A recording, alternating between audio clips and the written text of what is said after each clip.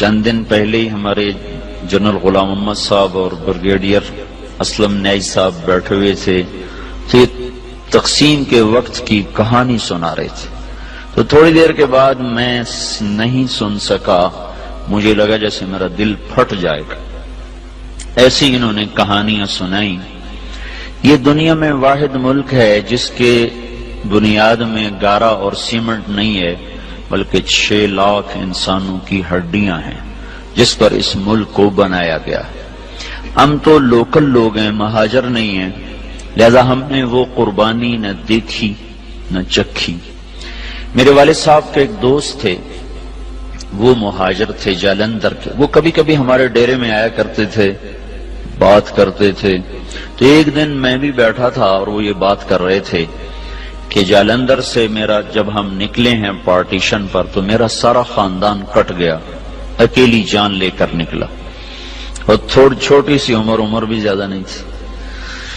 تو دن میں چھپتا تھا کماد کے کھیت میں، اگست میں کماد اچھا خاصا بڑا ہو جاتا ہے، اور رات کو پھر میں سفر کرتا تھا اور مجھے کچھ پتہ نہیں میں کہاں جا رہا ہوں، میری کیا منزل ہے۔ مجھے صرف ایک فکر تھا کہ میں سکھوں کی تلوار سے بچ جاؤں، لہذا چلتے چلتے چلتے دریائے ستلج پہ پہنچ گیا۔ دریائے ستلج اس وقت میں جیتا جاگتا دریا تھا، اب تو وہ سو گیا بیچارہ کب کا، ہم تو اس کی ریت ہی دیکھ پائے، اس کی طغیانیاں تو کبھی دیکھی کوئی نہ، یہ بہت بڑا دریا تھا۔ تو کہنے لگے میں ستلج پر پہنچا تو آگے پانی کی موت تھی، پیچھے تلوار کی موت تھی۔ تو میں نے کہا سکھوں کے ہاتھوں مرنے سے بہتر ہے میں پانی کی نظر ہو جاؤں۔ تیرنا آتا نہیں تھا، کہنے لگے ایک لکڑی اٹھائی، ایک لکڑی مل گئی، لکڑی اٹھائی اور پانی میں ڈالی۔ میں کہا یا اللہ زندگی ہے تو پار لگا دے۔ ادھر پاکستان شروع ہو رہا تھا۔ تو کہنے لگے جب میں تھوڑا سا اندر گیا تو میں کیا دیکھتا ہوں، سارا دریا لاشوں سے بھرا ہوا بہ رہا تھا، لاش کے ساتھ لاش ایسی ملی ہوئی تھی، معصوم بچے، حسین نوجوان، خوبصورت بیٹیاں، بوڑھی مائیں، بوڑھے باپ ایسے جا رہے تھے۔ اگرچہ وہ منزل کو پہنچ چکے تھے کہ انہوں نے اللہ کے نام پہ قربانی دی، لیکن ہماری نظر میں وہ ایسی منزل کے راہی تھے جس کا آگے پتہ ہی کوئی نہیں ہے۔ ستلج کی لہریں ان کا کفن بن رہی تھیں اور ستلج کی تہ ان کی قبر بن رہی تھی۔ یہی کچھ راوی میں ہو رہا تھا، یہی کچھ چناب میں ہو رہا تھا۔ یہ 3 دریا ہندوستان سے آتے تھے، ان تینوں میں یہ بہ رہی تھی۔ اپنی تاریخ پڑھتے رہنا چاہیے، اس سے پتہ چلتا ہے ہماری ابتدا کیا ہے اور ہم نے جانا کہاں ہے۔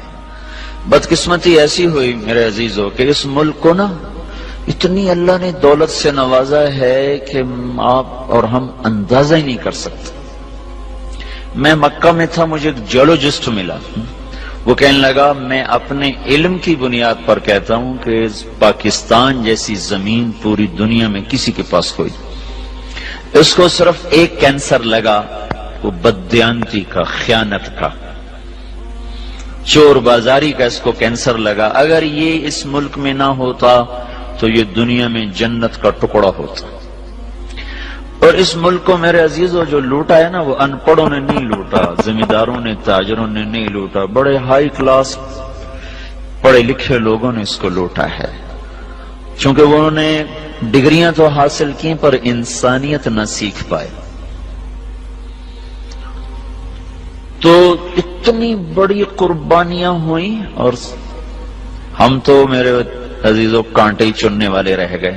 بہار دیکھی نہیں اس ملک نے، چند مخلص لوگ نہ ہوتے تو اب تک یہ ملک بک چکا ہوتا یا ہندوستان کے قبضے میں جا چکا ہوتا۔ کہیں کہیں چراغ اب بھی جل رہے ہیں جن کی وجہ سے تھوڑی تھوڑی روشنی ہے، اور یہ قافلہ دھیمے دھیمے دھیرے دھیرے وہ رواں دواں ہے۔ اگر وہ بھی نہ ہوتے تو اس ملک کو تباہ ہونے میں کوئی کسر باقی نہ چھوڑی تھی بددیانت ٹولے نے اور ہائے ہائے ضمیر فروش ٹولے نے۔ اور بدقسمتی یہ ہے کہ وہ سارا انہی اسکولوں کالجوں سے نکلا ہوا ہے، وہ دیہاتوں سے نہیں۔